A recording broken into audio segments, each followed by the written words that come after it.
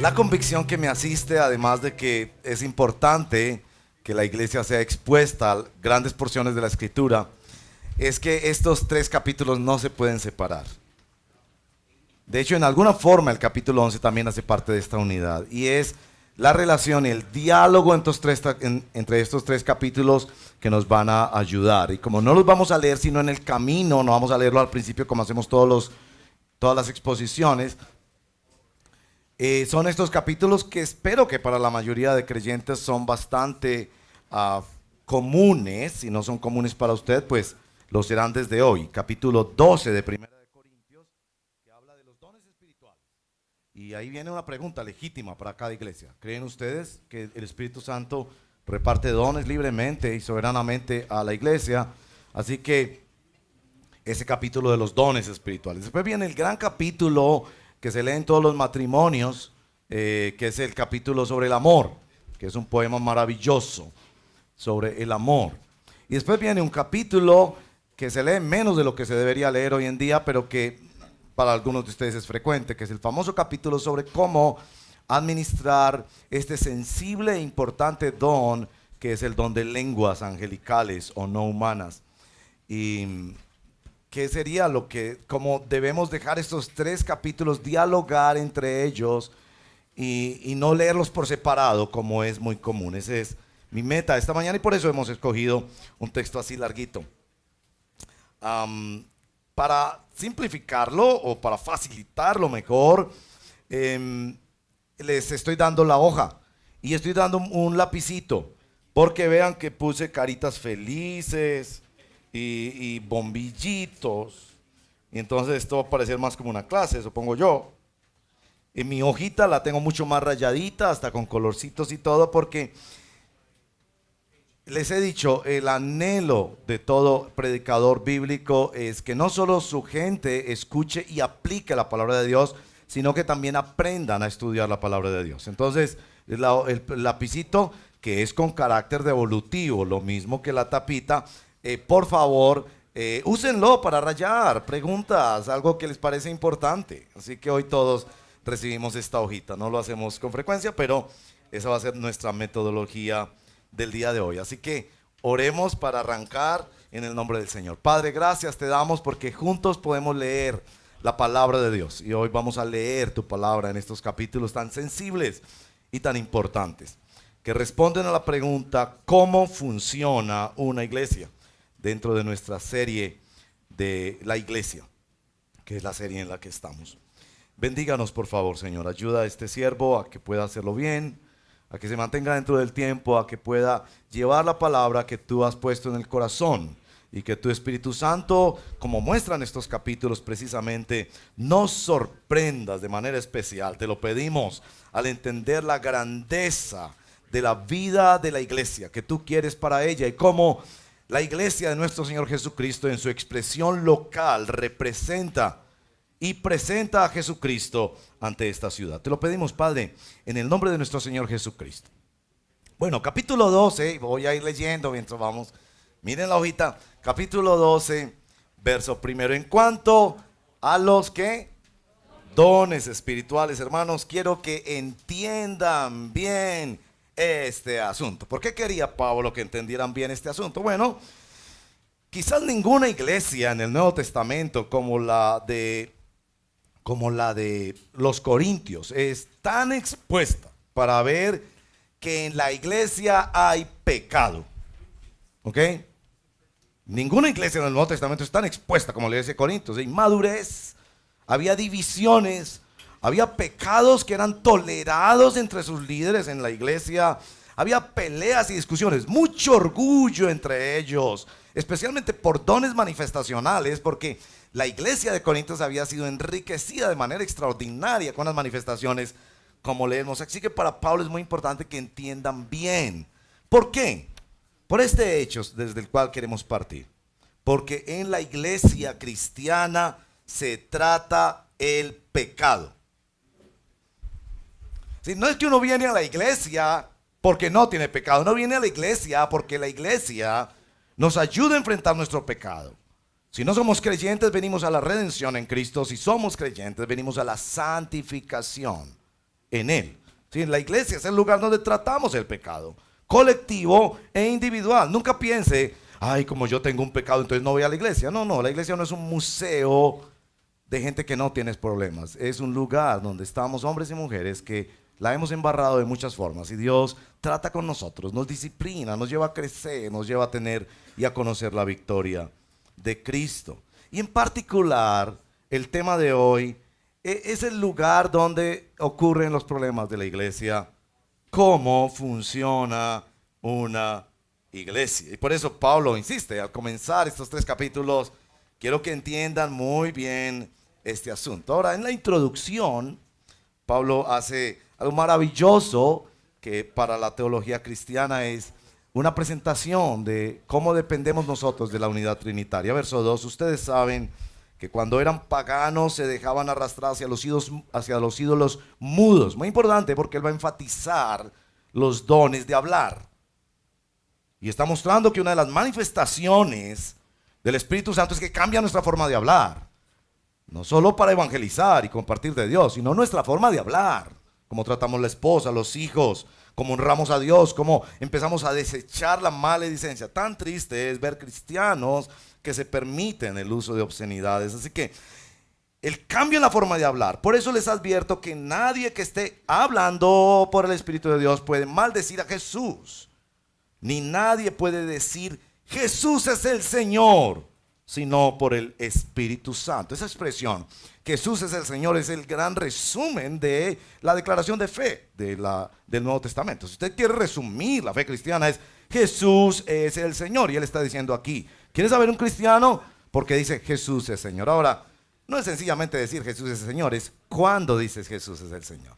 Para los creyentes de esta época decir Jesús era el Señor o es el Señor, para esa época, algunos venían de trasfondo judío, es decir, Jesús es el Mesías crucificado. Y por eso se ganaba mucha persecución. Para los griegos que venían de trasfondo griego era desechar toda la mitología griega y decir, esos son falsedades, hay un solo Dios que se manifestó en Jesús, que es el Señor. Para los que venían de trasfondo romano era negarse a la adoración imperial del César. Así que decir Jesús el Señor es como cuando usted está en un partido de fútbol, una vez me tocó. Y usted está rodeado de hinchas de un equipo que no es el suyo. No voy a mencionar nombres, ¿ok? No voy a mencionar nombres. Usted está rodeado de gente de otro equipo, en esas barras bravas donde, Dios mío, están volando con otras cosas allí, están maldiciendo, diciendo obscenidades. Y su equipo hace un gol. Y usted se levanta y grita gol cuando todos los demás están enfurecidos porque les hicieron un gol. Es más o menos lo que quiere decir. Que un cristiano solo tiene la valentía en contextos difíciles de decir, Jesús es mi Señor, mi voluntad se la he entregado a Jesús de Nazaret. Algunos creen que esto se refería particularmente al bautismo. Cuando venimos ante la creación visible e invisible y decimos, mi vida le pertenece a Cristo, Él la compró con sangre, no viviré para mí, viviré para Él. Por eso el bautismo es tan importante. Y en el Nuevo Testamento, el bautismo es la declaración principal de fe. La gente en el Nuevo Testamento no se convertía levantando la manito o sintiendo cosquillitas en un culto de alabanza. Se convertían y se entregaban a Cristo en el momento de su bautismo. Si no te has bautizado y eres seguidor de Jesucristo, te exhorto en el nombre del Señor, bautízate. Ahora, esto es la confesión de fe, pero Pablo, recuerden, quiere tratarlo de los dones del Espíritu. Y viene este texto del 4 al 6. Miren las repeticiones. Ahora bien, hay diversos dones, pero un mismo Espíritu, hay diversas maneras de servir, pero un mismo Señor, hay diversas funciones, pero un mismo Dios, el que hace todas las cosas. Algunos ven allí una confesión trinitaria.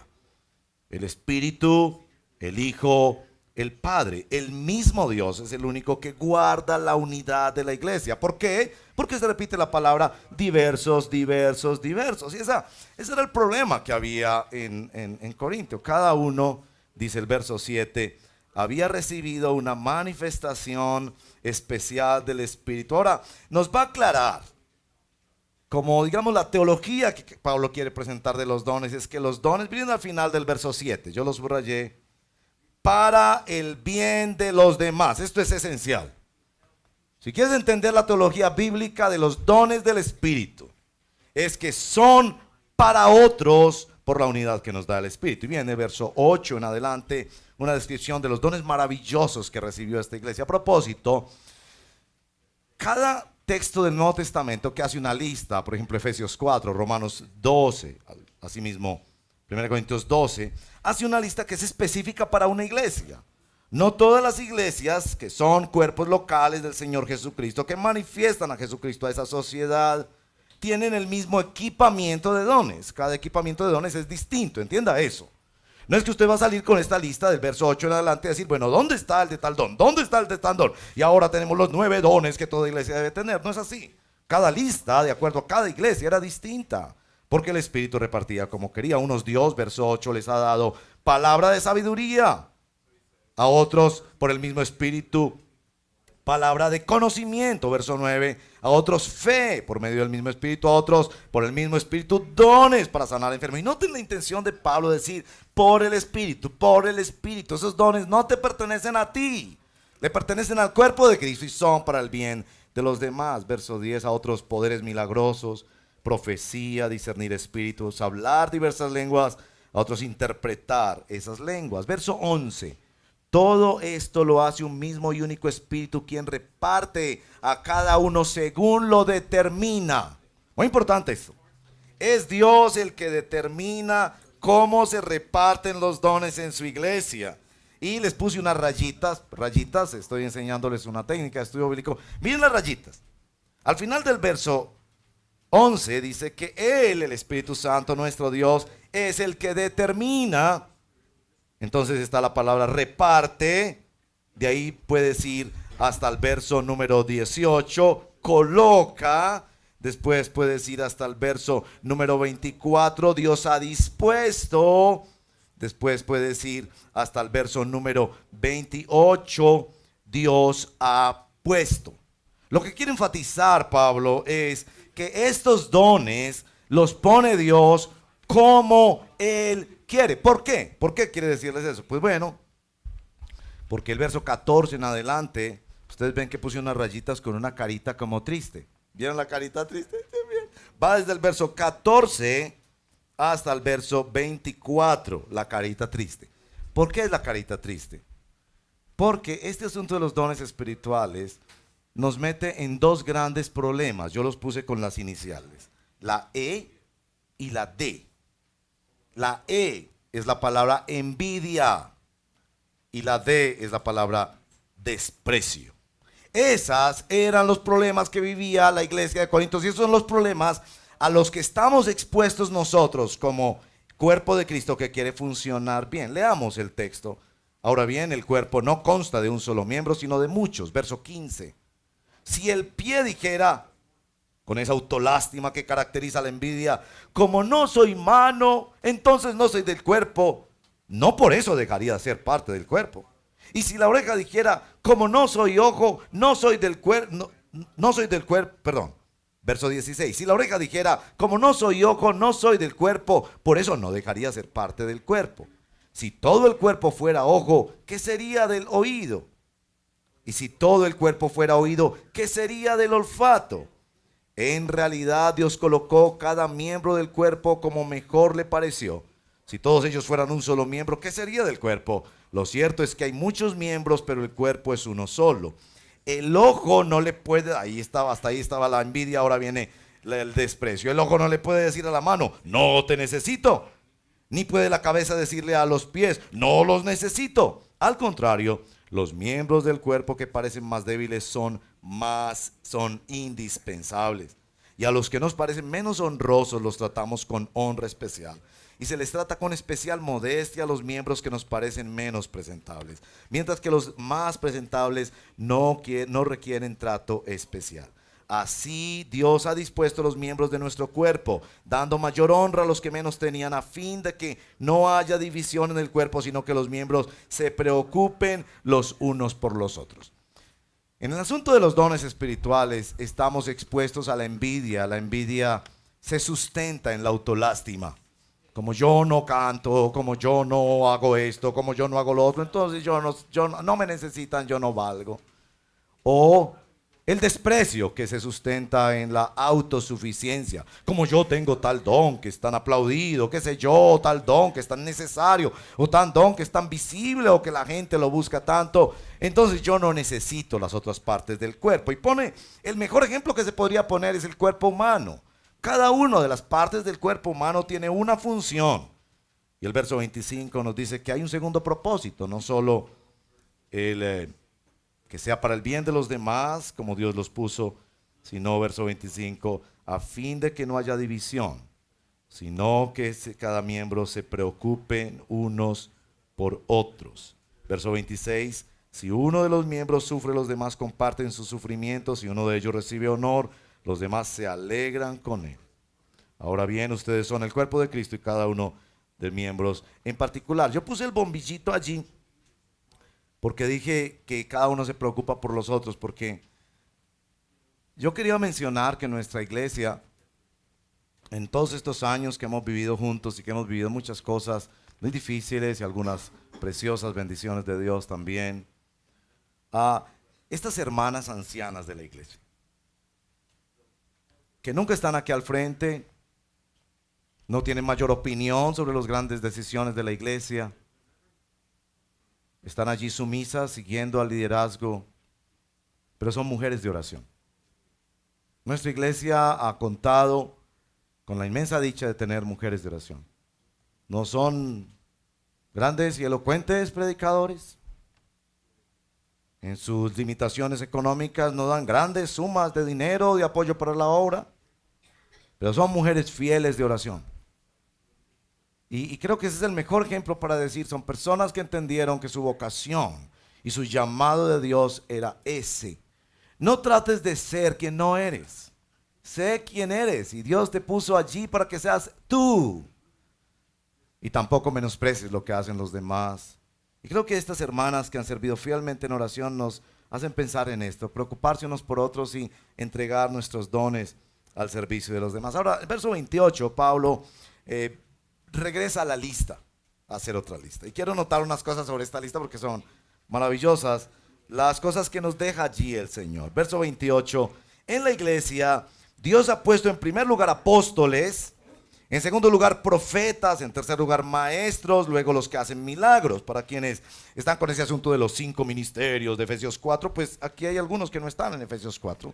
Esa fue la lista que Dios le dio a esa iglesia. Después, los que tienen dones para sanar, los que ayudan, los que administran, los que hablan en diversas lenguas. Ahora, el verso 29 y 30 vuelve a repetir la lista, pero con preguntas retóricas, para mostrar que no todos hacemos lo mismo. Pero quiero pedirles que ustedes, que son buenos estudiantes de la Biblia, me digan cuáles son los dos que no repiten pregunta retórica. Verso 29, ¿son todos apóstoles? Está en la lista. ¿Son todos profetas? ¿Son todos maestros? ¿Hacen todos milagros?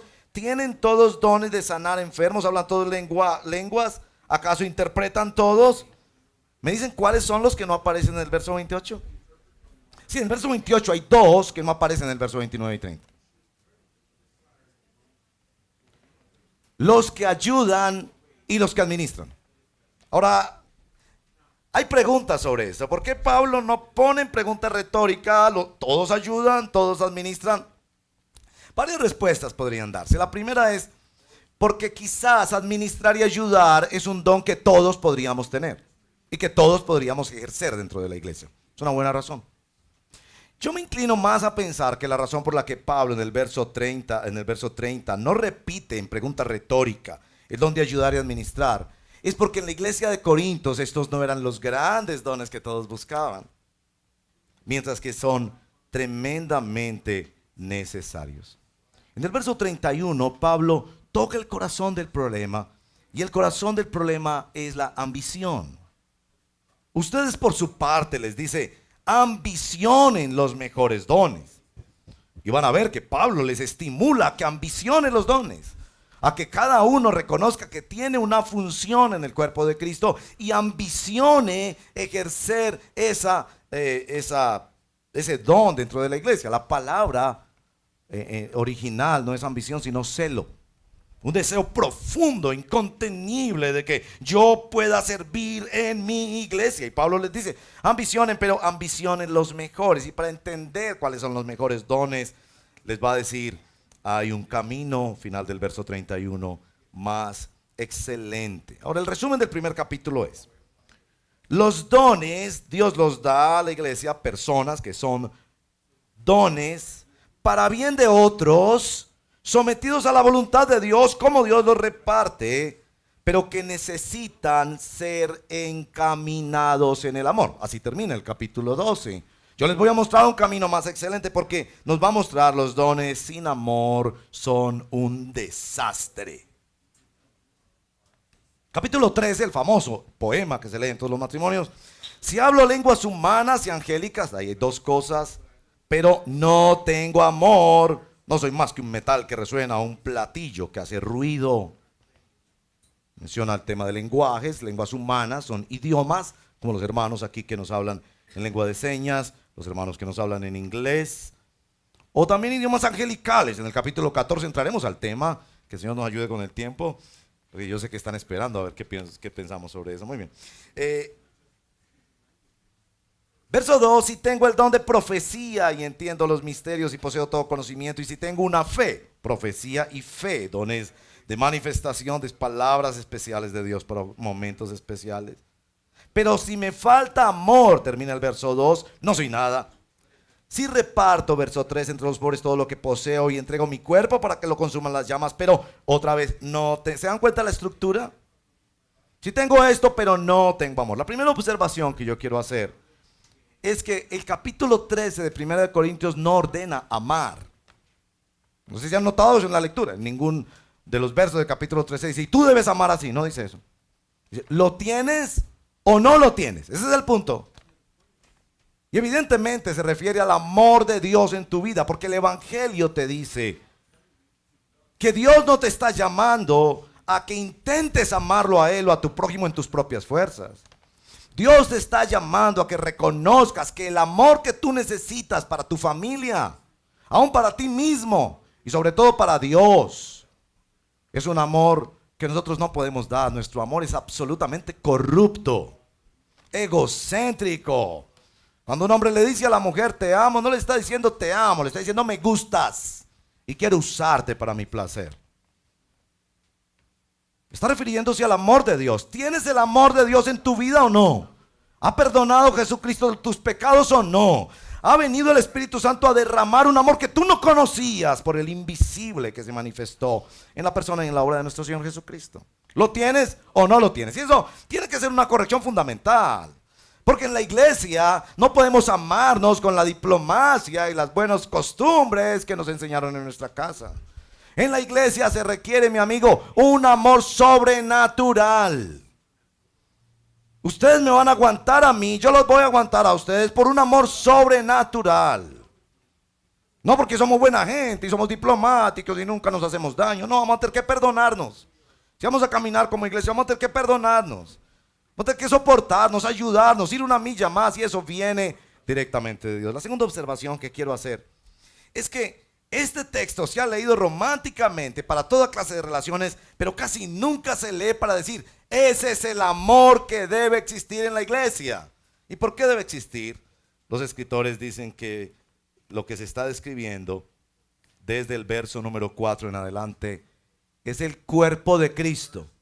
Déjenme leerle el texto, ¿cómo se leería para decir, es Cristo manifestado? Déjenme leerlo. María, verso 4, María es paciente. José, bondadoso. Joaquín no es envidioso. Manuel no es jactancioso. Gregorio no es orgulloso. Ernesto no se comporta con rudeza.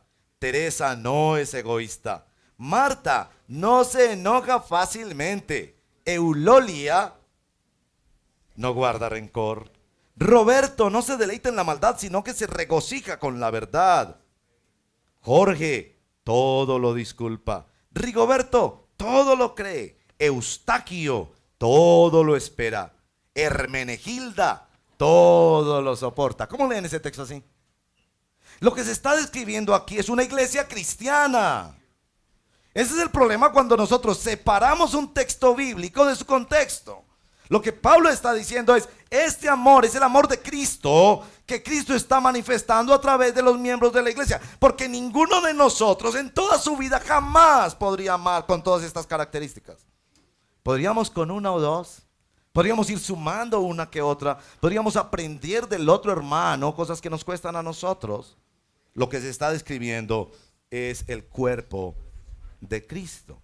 Por eso dice el amor, verso 8, jamás se extingue. Mientras que el don de profecía cesará, la lengua será silenciado y el conocimiento desaparecerá. Bueno, aquí llego al punto donde para algunos que saben les quiero explicar por qué yo no soy cesacionista. Para que entiendas quién es cesacionista, no tienen por qué saberlo algunos, otros sí, no sé. Este verso número 8 ha sido usado en la historia de la iglesia para decir que esos dones de los que Pablo habla deberían cesar, es decir, que en un momento de la historia pararían. De allí viene la palabra cesacionismo, de cesar, que terminaría, que eran solo para la época apostólica, la profecía, las lenguas, el conocimiento. Bueno, yo creo personalmente que ese argumento es muy débil. Entiendo las razones por las que algunos hermanos muy respetados y destacados en el mundo de la teología dicen que esos dones cesarían, pero yo no creo que el texto está hablando de eso. No lo creo por lo que sigue en el texto, no lo creo por el gran argumento del capítulo 14, no lo creo porque no fue así en el Nuevo Testamento, y particularmente porque creo que no se refiere al día que terminó de escribirse el Nuevo Testamento o que murió el último de los apóstoles, como dicen los cesacionistas, sino que se refiere al día final que nosotros vamos a estar con Cristo cuando seremos glorificados. Miren el verso 9, porque conocemos y profetizamos de manera imperfecta. Y lo haremos así hasta que llegue Jesús y nos lleve para siempre con Él. Verso 10. Pero cuando llegue lo perfecto, ¿qué es lo perfecto? La segunda venida del Señor Jesucristo, la glorificación de la iglesia. Los cesacionistas van a decir lo perfecto sería el cierre del canon en el libro de Apocalipsis. Lo imperfecto desaparecerá, pero lo imperfecto no desapareció. Verso 11. Cuando yo era niño, hablaba como niño, pensaba como niño, razonaba como niño. Cuando llegue a ser adulto, dejé atrás las cosas de niño.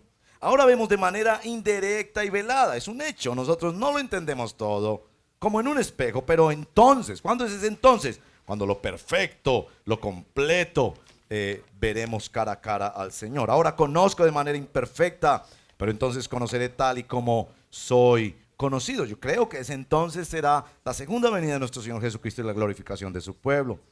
Ahora pues permanecen tres virtudes, la fe, la esperanza y el amor, pero el más excelente de ellos es el amor. Personalmente yo no soy cesacionista porque creo que el texto no lo dice. Yo creo que el texto está notando que mientras estemos en esta tierra habrá manifestaciones de dones del Espíritu que se van a manifestar en nosotros de manera imperfecta, y que el día que eso cesará es el día que vamos a la gloria, donde ya muchas cosas de nuestra fe no existirán, ya solo permanecerá el amor en una relación perfecta con Cristo después de la segunda venida. Esa es la razón por la que yo no soy cesacionista y creo que todos los dones de todas las iglesias del Nuevo Testamento y aún otros dones adicionales bajo la soberanía del Espíritu, sin contradecir la palabra de Dios, son vigentes en el día de hoy. Debo aclarar que no todas las iglesias tienen o necesitan todos los dones. Hasta ahí vamos al final del capítulo 13. ¿No les parece maravilloso? Hemos hecho 2 capítulos en menos como de 20 minutos. ¡Qué maravilla! Bueno, felicitaciones a ustedes que han seguido muy bien. Estoy hablando, yo sé, como una metralleta, pero quiero llegar al capítulo 14. Capítulo 14, Pablo ya ha establecido, hay dones del Espíritu que le pertenecen al Señor y son para el bien del pueblo de Dios. En el capítulo 13, él ha dicho que esto, si no camina en el amor, es un desastre. Que si los dones no caminan en el camino del amor de Jesucristo que hemos recibido, va a ser un desastre. En el capítulo 14, sin duda, mis amados, Pablo quiere animarlos a practicar los dones espirituales. Verso 1, capítulo 14, empeñense en seguir el amor y ambicionen los dones espirituales, pero sobre todo el de profecía. Van a notar que el gran argumento del capítulo 14 es la importancia del don de profecía. ¿Por qué? Bueno, del verso 2 en adelante va a decir por qué es tan importante el don de profecía. Él no quiere desanimarlos con los dones. ¿Por qué? Porque Él quiere decirles, el propósito por el cual tú estás en este mundo es ejercer un don espiritual en la iglesia y desde la iglesia para manifestar al mundo la persona y el amor de nuestro Señor Jesucristo. No vivas sin propósito en este mundo. Así que los dones son muy importantes y Pablo no quiere desanimarlos en eso. Cada uno ha recibido un don o varios dones, debe ejercerlo. Y tal vez eso puede ser lo más revolucionario para tu vida al escuchar esta reflexión. No hay un solo cristiano que no tenga por lo menos un don espiritual. Y a ese creyente se le dice, activa tus dones, aviva el fuego del don de Dios que hay en ti y ponlo a servir en el pueblo de Dios y desde el pueblo de Dios para que el mundo conozca el evangelio en la persona de nuestro Señor Jesucristo. Él los quiere animar, pero les quiere aclarar, verso 2 en adelante, que el de profecía tiene una característica especial. Verso 2, porque el que habla en lenguas no habla a los demás, sino que habla ¿a quién? A Dios. Vamos a hablar más del don de lenguas. En realidad, nadie le entiende lo que dice, pues habla misterios por el Espíritu. Muy importante. El que habla en lenguas habla misterios por el Espíritu Santo. Eso es precioso. Verso 3. En cambio, el que profetiza habla a los demás, ¿para qué? Edificarlos, animarlos y consolarlos. Y quiero mostrarte en este capítulo la importancia que le da el Señor al tema de que nuestros dones sean para edificar el cuerpo de Cristo. Final del verso 5, para que la iglesia reciba edificación. Final del verso 12, para que la iglesia, para la edificación de la iglesia. Final del verso 17, la iglesia, pero no edifica al otro, es decir, que debe buscar el don que lo edifique. En mitad del verso 19, y que me sirvan para instruir a los demás en la iglesia. Final del verso 26, cada uno debe hablar en la iglesia, esto se debe hacer para la edificación de la iglesia. Final del verso 31, para que todos reciban instrucción y aliento. ¿Está claro el argumento? Si vamos a usar el don que sea para edificación de la iglesia. Verso 4, el que habla en lenguas se edifica a sí mismo, está bien, pero el que profetiza edifica a toda la iglesia. Verso 5, noten este verso 5 porque es muy importante en la argumentación. Yo quisiera que todos ustedes hablaran en lenguas. Y yo les digo esto como pastor a ustedes. Yo quisiera que todos ustedes hablen en lenguas. Es una relación extraordinaria y preciosa con Dios, en el misterio de la revelación de Dios y del Espíritu Santo. Pero mucho más que profeticen. Y va a ver cómo va llevando el argumento a decir, ¿cómo podemos dejar ese don como un ejercicio personal a menos que haya alguien que interprete? El que profetiza aventaja al que hable en lenguas, a menos que éste también interprete, para que la iglesia reciba ¿qué? Edificación. Verso 6, hermanos, si ahora fuera a visitarlos y les hablara en lenguas, ¿de qué les serviría? A menos que les presentara alguna revelación, conocimiento, profecía o enseñanza. Aún en el caso de los instrumentos musicales, tales como la flauta, el arpa, ¿cómo se reconocerá lo que tocan si no dan distintamente sus sonidos? Y si la trompeta no da un toque claro, ¿quién va a prepararse para la batalla? Así sucede con ustedes. A menos que su lengua pronuncie palabras comprensibles, ¿cómo se sabrá lo que dicen? Será como si hablaran al aire. ¿Quién sabe cuántos idiomas hay en el mundo y ninguno carece de sentido? Pero si capto el sentido de lo que alguien dice, si no capto el sentido, seré como un extranjero para el que me habla y él lo será para mí. Por eso ustedes, y aquí viene una cierta ironía de Pablo, ya que tanto ambicionan los dones espirituales, procuren que estos abunden otra vez para la edificación de la iglesia. Por esta razón, el que habla en lenguas pida en oración el don de interpretarlo. Muy importante. Si usted, mi hermano o hermana, habla en lenguas, pida el don de interpretarla. Porque de otra manera no sería de edificación. Ni siquiera el decirle a otra persona yo hablo en lenguas. Porque parte del problema de Corintios es lo que ha pasado aún en la iglesia de estos tiempos. Que la persona que habla en lenguas lo usa como para mostrarse más espiritual que los demás. Y no está edificando al otro, sino humillándolo porque él es menos que quien tiene este don. Entonces debe pedir para poder convertirlo en una edificación. Verso 14. Porque si yo oro en lenguas, mi espíritu ora, pero mi entendimiento no se beneficia. Ahí está claro que estamos hablando de glosolalia, es decir, del término para una expresión que no es comprensible humanamente. Algunos predicadores interpretan este capítulo diciendo, no, está hablando de idiomas. Qué pena, no está hablando de idiomas. Idiomas fue lo que pasó en Hechos capítulo 2. Ya en el capítulo 13 dice si hablaran lenguas humanas o angélicas. Pero evidentemente está hablando de un idioma que inclusive la misma persona que lo pronuncia, a menos que tenga el don de interpretación, no entiende qué es lo que está diciendo. Verso 15. ¿Qué debo hacer entonces? Pues orar con el espíritu, pero también con el entendimiento. Cantar con el espíritu, pero también con el entendimiento. Y se refiere particularmente a cuando esto se hace en medio de la congregación. De otra manera, si alabas a Dios con el espíritu, ¿cómo puede quien no es instruido decir amén si a tu acción de gracias, puesto que no se entiende lo que dices? En ese caso, tu acción de gracias es admirable, pero no edifica al otro. Verso 18. Doy gracias a Dios, miren lo que dice Pablo, porque hablo en lenguas más que todos ustedes. Sin embargo, en la iglesia prefiero hablar 5 palabras comprensibles y que me sirvan para instruir a los demás que 10,000 palabras en lenguas. Hermanos, no sean niños, como quienes vienen a mostrar los juguetes nada más para impresionar. No sean niños en su modo de pensar, sean niños en cuanto a la malicia, pero adultos en su forma de pensar.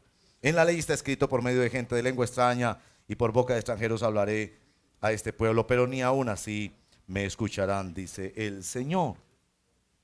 Ahora viene un texto polémico y el texto que nos falta tiene 2 elementos polémicos que espero que ustedes hayan esperado para mirarlos. Verso 22.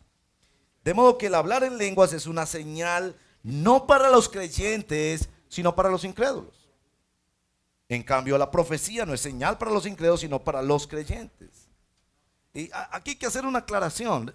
Parece que Pablo sí está diciendo que el anhelo debe ser que podamos tener estos dones como las lenguas de una manera tan bien administrada que las personas que vienen y no son creyentes reciben un impacto en su vida. De eso se refiere el verso 23. Los creyentes no necesitamos esas manifestaciones para creer en el evangelio, porque ya creemos en el evangelio. Pero parece que los incrédulos sí necesitan ver que en una iglesia pasan cosas que no tienen explicación, sino por la intervención de Dios. O lo que está tratando de indicar que esas cosas que pasen no se conviertan en lo contrario, en un desorden tal que denigre del evangelio. Verso 23. Así que si toda la iglesia se reúne y todos hablan en lenguas y entran algunos que no entienden o no creen, ¿no dirán que ustedes están locos? Pero si uno que no cree, uno que no entiende, entra cuando todos están profetizando, de nuevo va a exaltar el don de profecía frente al don de lenguas, se sentirá reprendido y juzgado por todos, y los secretos de su corazón quedarán descubiertos. Así que se postrarán ante Dios y lo adorarán exclamando, realmente Dios está entre ustedes. Ahora, este lugar que le da el don de profecía, permítame ser maestro por un par de minutos y decirles cómo entiendo yo el don de profecía. Yo entiendo el don de profecía en 3 dimensiones. Hay profecía bíblica, que es la predicación de los hechos redentores de Dios. Es decir, predicación de Biblia. Y está por toda la escritura, tenemos la palabra profética más segura, etc. La profecía en el sentido de predicación de la Biblia. La segunda dimensión es la profecía en el sentido de denuncia en el presente, que es lo que practicaban los profetas de Israel. No había nada nuevo que le estuviera revelando Dios a estos profetas, pero estaba aplicando la palabra de Dios a una situación generalmente con connotaciones morales. Pedro, por ejemplo, capítulo 5 de Hechos, le dice a Ananías y Zafira, le han mentido al Espíritu Santo, una denuncia tremenda que viene de la mano de un castigo disciplinario tremendo de Dios. Es la profecía no como predicación, pero sí como denuncia. Y un tercer aspecto de la profecía es la profecía como predicción. La profecía como predicción tiene 2 dimensiones. Hay predicciones que son bíblicas. Cuando yo evangelizo y le digo a una persona, vas a enfrentar el juicio de Dios, ahora o más adelante. Estás bajo la ira de Dios y vas a enfrentar el juicio de Dios. Yo le estoy profetizando. Estoy diciendo una cosa que él va a enfrentar en el futuro. Créame o no, acépteme o no. Pero evidentemente en las escrituras también hay profecía como un don dado a los hermanos, en los que el Señor anticipa cosas que van a pasar.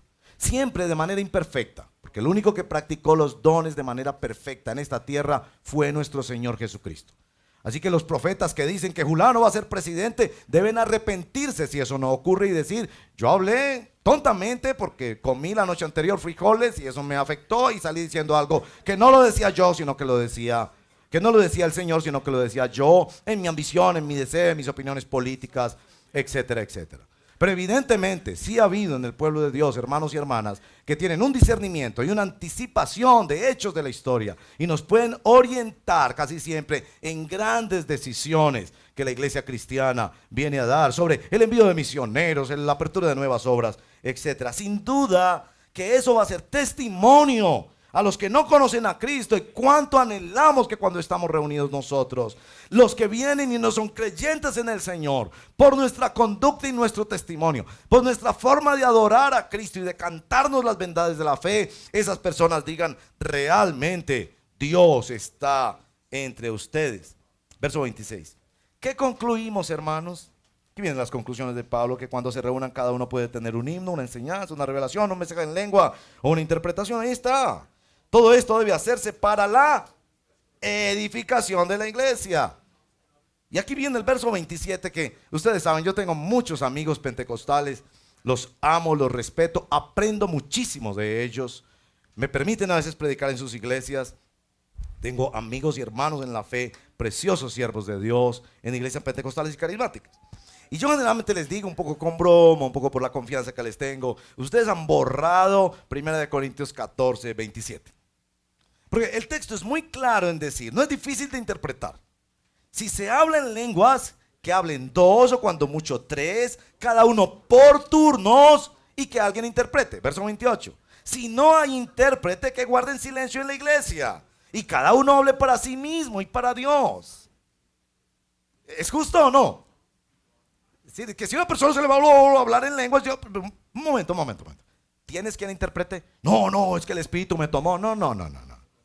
Si no tienes quien interprete, habla para ti mismo y para Dios. Y está bien que ejerzas ese don, pero para ti mismo y para Dios. Ahora viene el verso 29, porque también tiene palabra de orientación para los profetas. En cuanto a los profetas, que hablen dos o tres y que los demás que examinen. Primer criterio para el ejercicio de Dios, de los dones: la iglesia examina. Verso 31, si alguien está sentado, recibe una revelación, el que esté hablando ceda la palabra. Así que todos pueden profetizar por turno para que todos reciban instrucción y aliento. El don de profecía está bajo el control de los profetas, muy importante. Le está diciendo al profeta: no te dejes llevar por tus emociones. Tú eres responsable de lo que dices. Debes pensarlo, dejar que otros lo examinen. Porque Dios no es un Dios de desorden, sino de paz. Ahora aquí viene el texto que... ¿Vieron la carita que puse al lado? Carita triste, porque pensé, le iba a poner colitas, pero para hacer como que fueran las mujeres. Yo creo que todas las mujeres deben estar preocupadas por este texto. Les prometo que en otra ocasión hablaré más de eso, pero voy a dar una observación rápida. Verso 32, segunda parte. Como es costumbre en las congregaciones de los creyentes, las mujeres guarden silencio en la iglesia, porque no es permitido hablar. Que estén sumisas como lo establece la ley. Si quieren hacer algo, que lo pregunten en casa a sus esposos, si quieren saber algo, porque no está bien que una mujer hable en la iglesia. ¿Qué piensan, señoras, de eso? Yo les puedo decir qué deben pensar en principio. Ustedes deben pensar en principio: esto es palabra de Dios. Y si yo soy discípula de Jesucristo, yo obedezco a la palabra de Dios. Porque la palabra de Dios no te dice te gusta o no te gusta. La palabra de Dios no te permite llevar unas tijeras y escoger textos favoritos. Pero te voy a dar mi interpretación de este texto. Este texto debe estudiarse a la luz de 1 Corintios 11, 5 y 10. Así que con el lapicito, ustedes, señoras, escriban 1 Corintios 11, 5 y 10. Porque en el 11, 5 y 10 es evidente que Pablo está autorizando el hecho de que mujeres oren y profeticen en la iglesia. Y un principio de hermenéutica, de interpretación bíblica, es que la Biblia se interpreta a sí misma. Es decir, Pablo pensaba que una mujer sí podía orar y predicar en la iglesia. Entonces, porque aquí dice que debe guardar silencio, que no debe hablar, que debe preguntarle en casa a su esposo. Muchos estudios sobre el tema, les voy a dar mi interpretación rápida. aparentemente lo que Pablo quiere cuidar es el orden. En primer lugar, el orden de la familia. Y no es que una mujer no podría hablar en la iglesia, sino que no puede hablar a menos que esté bajo la autoridad de su esposo, de su papá o del pastor de la congregación. Porque yo lo pongo al lado de 1 Corintios 11. Tan solo 2 capítulos atrás digo, pero si Pablo ha dicho que ellas pueden profetizar. Y ya ha dicho que ellas pueden salir y orar y ministrar a los hermanos. Lo que está diciendo aquí es proteger el orden, porque aparentemente en Corinto las que habían recibido más estos dones sobrenaturales, extraordinarios, eran las mujeres. Así que, damas, no se preocupen tanto. Ustedes pueden ministrar. El único punto en el que yo creo, y esa es mi convicción, y lo podré explicar en otra ocasión, es que las mujeres pueden ministrar de cualquier manera en la iglesia, siempre y cuando estén bajo la cobertura de amor y de protección y de cuidado de un varón. Eso yo sé que ustedes pueden discutirlo también, pero es el orden de Dios, que los hombres son cabeza de la familia, que los hombres son cabezas en la iglesia. Así que una mujer puede predicar, aconsejar, enseñar lo que sea, pero siempre debo preguntar: ¿qué hombre está cuidándola? ¿Qué hombre la está aconsejando, guiando en el camino del Señor? Y eso no hace que la mujer sea más o sea menos. El mejor ejemplo que tengo para esto es el hecho de que un carro no puede ser manejado sino por una persona. Debe haber, para establecer un principio de autoridad, uno debe decir quién es la autoridad. No puede haber 2 gerentes o 2 choferes de un carro. Y a propósito de los carros, cuando mis hijos eran adolescentes, yo les manejaba el carro para llevarlos aquí y allá. Y usted puede pensar, el que lleva el carro es el que tiene el poder. Pues no era así, yo me convertí en el chofer de ellos. Es decir, yo tenía la autoridad de manejar el carro, era yo quien escogía la ruta, pero finalmente lo hacía para servirlos a ellos. Y ustedes, mujeres, por favor, véanlo así.